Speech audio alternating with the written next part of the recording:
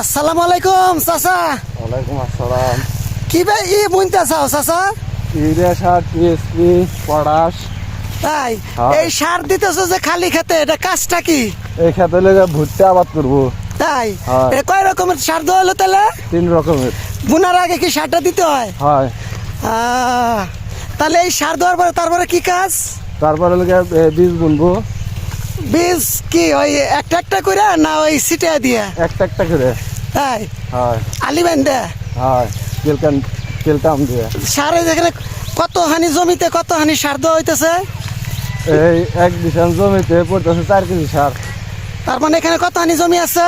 15%। তাহলে 4 মণ 60 কেজি, মানে 1.5 মণ যাইতেছে। হয়। আচ্ছা, তাহলে ভালো একটা জিনিস জানলাম। আমার চাচা মিয়া এই যে ভুট্টা বোনার জন্যে খেতে সার ছিটাইতেছে।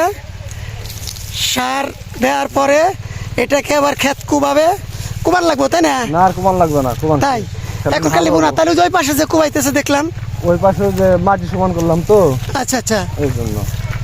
খেত সমান না করলে তোই হয় না, আর পানি দিতে সমস্যা হয় না। আচ্ছা আচ্ছা।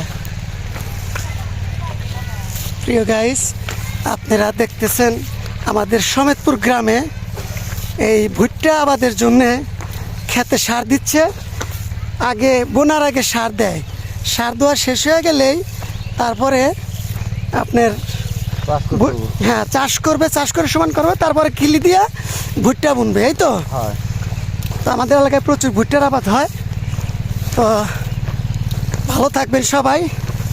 আবার যদি কখনো সময় সুযোগ হয় ভুট্টা বোনাটা যদি দেখাইতে পারি এটা পরবর্তী ভিডিওতে।